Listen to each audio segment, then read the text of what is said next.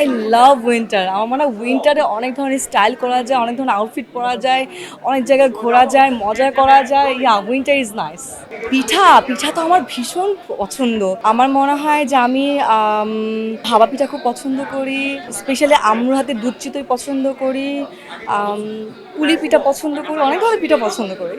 ভালোবাসার সংজ্ঞা এটা ভীষণ কঠিন, কিন্তু আমার কাছে মনে হয় ভালোবাসার সংজ্ঞাটা আমি জানি না, এটা আসলে অনেক কিছু হতে পারে, কিন্তু আমার কাছে মনে হয় যে এটা আস্থার জায়গা। যদি মানুষটার সাথে আমার কথাও না হয়, অ্যাটলিস্ট সেই মানুষটা জানবে যে আমি ভালো আছি। আর ভালোবাসার আমার কাছে মনে হয় যে একটা মানুষের সাথে আরেকটা মানুষের সার্ভাইভাল যে জায়গাটা, যুদ্ধ, ওই জায়গাটাকে আসলে স্ট্রং করার জায়গাটা হচ্ছে ভালোবাসা। ভীষণ ভালো লাগছে, কারণ আমার কাছে মনে হয় যে প্রতিটা কষ্টের প্রাপ্তিটা হচ্ছে অ্যাওয়ার্ড পাওয়া।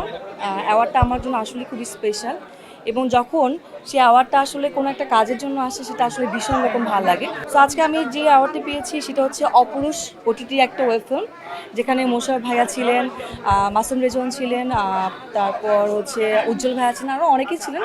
তো সবাইকে আমি বলবো থ্যাংক ইউ তাদের জন্য এই অ্যাওয়ার্ডটা, এবং তাদেরকে আমি ডেডিকেট করতে চাই। আউটস্ট্যান্ডিং পারফরমেন্স হিসেবে আমি আসলে এই অ্যাওয়ার্ডটি পেয়েছি অপরিসের জন্য। 25-এ অনেক কিছু তো অপ্রাপ্তি রয়েছে, আবার প্রাপ্তিও রয়েছে, তবে আমার মনে হয় যে 25-এ যে অপ্রাপ্তিগুলো রয়েছে সেগুলো 26-এ গিয়ে আমি আসলে ঠিকঠাক করে ফেলবো, কারণ 26টা আসলে আমার জন্য খুবই গুরুত্বপূর্ণ। ভীষণ রকমের প্ল্যানিং করে আগাচ্ছি 26-এ, এবং 25-এর শেষটা এরকম একটা সুন্দর অ্যাওয়ার্ড দিয়ে শেষ করছি।